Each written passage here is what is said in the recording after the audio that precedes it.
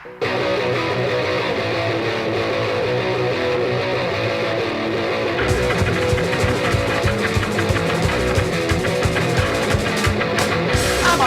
to have a nervous breakdown. My head really hurts. If I don't find a way out of here, I'm gonna go berserk 'cause I'm crazy and I'm hurt. Head on my shoulders, it's going berserk. Hello everybody, welcome to the show. Today's show is called The Humiliation of Poverty.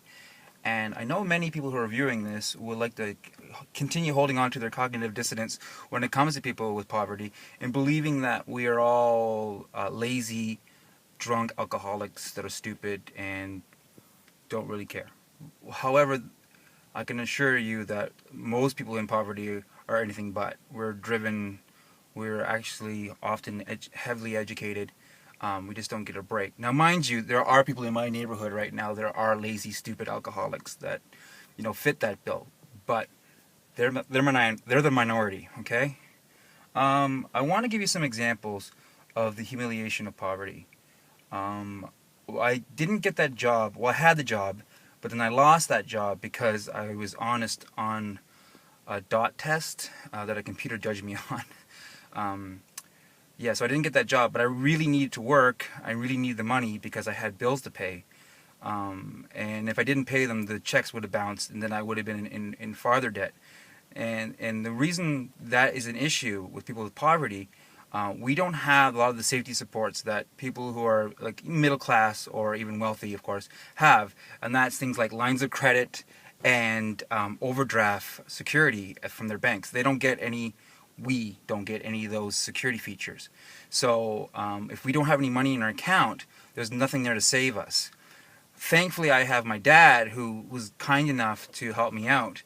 It's humiliating to ask your father to borrow money from him to pay your bills. So that's one thing. Another thing that you face is if you have, say, like $20 in your account, and you don't know if the bank's going to take $13 out of your account for service charges.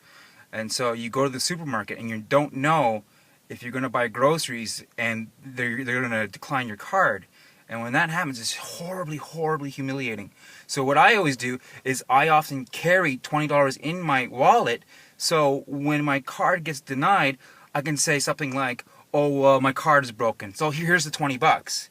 And then I realized that I don't actually have $20 in my bank account anymore.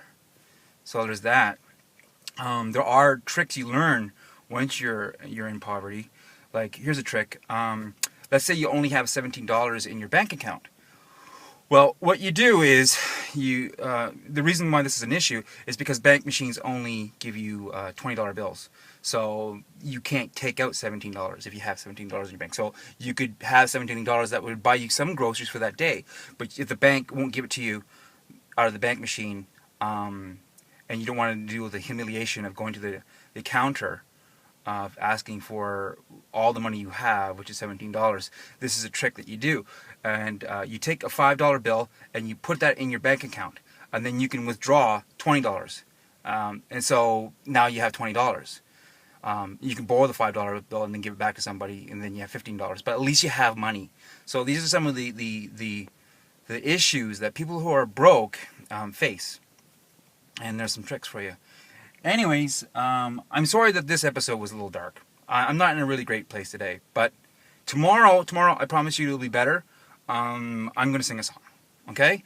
So remember, everybody, to subscribe to all my stuff, Facebook, Twitter, and YouTube.